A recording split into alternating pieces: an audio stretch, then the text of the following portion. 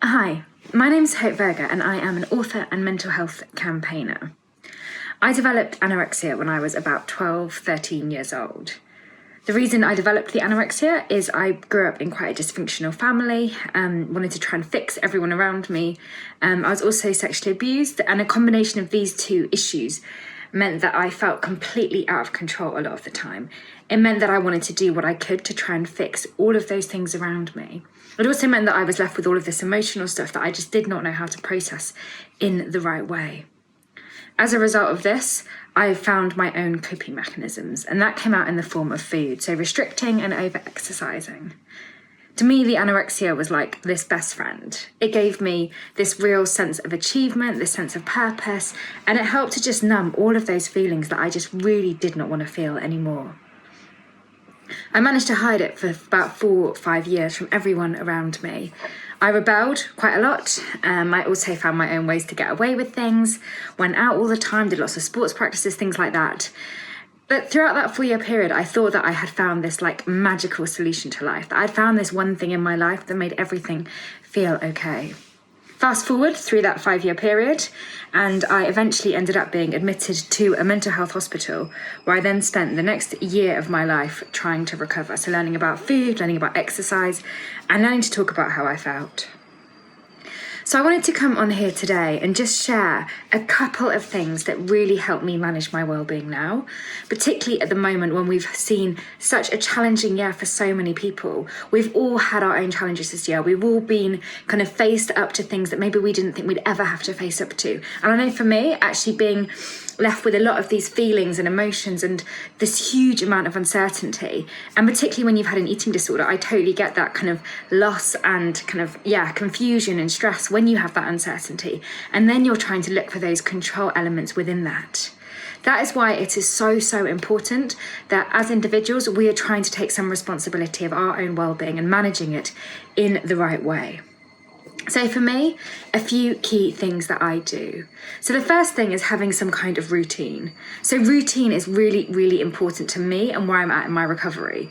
I no longer need to have kind of a set routine about food and exercise and meal planning and things like that. But for me, my routine is more about starting and ending my day in exactly the same way. I also make sure that throughout kind of Monday to Thursday night, I get up and go to bed at similar times, and always try and make some kind of distinction between my working day and my evening activities. I also make sure that I keep an eye on my motivations. So when you have an eating disorder, you think that how it makes you feel is just incredible. You think it gives you this real sense of being invincible to everything going on around you. But actually the reality is yes, you can function with an eating disorder for a very long time, but you have to at some point start to tackle things and start to realize that actually if you really want to live your life, if you want to be really happy, if you want to live the life you really want, you are going to have to start looking at actually what you can do to push back on that illness. And for me, particularly when I first started recovering, but also throughout this pandemic, I've had to make sure that I've really kept an eye on what my motivations are. So things like for me, I want to go traveling again.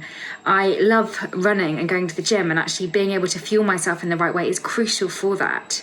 I also really want to have a family one day, and all of that stuff would not be possible if I started to let the eating disorder suck me back in and pull me back within that.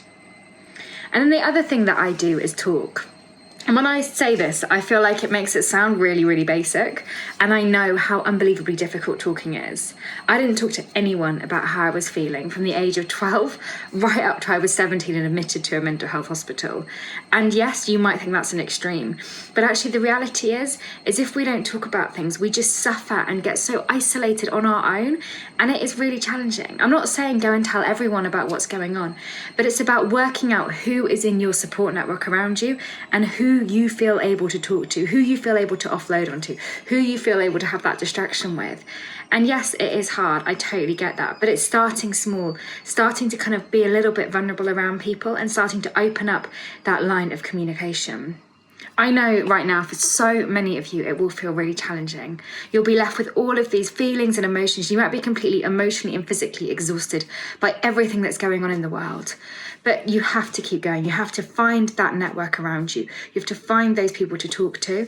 And what I guarantee is if you start talking about things, things will start to get easier and better. And however bad you're feeling right now, What I can promise you is those feelings do eventually pass.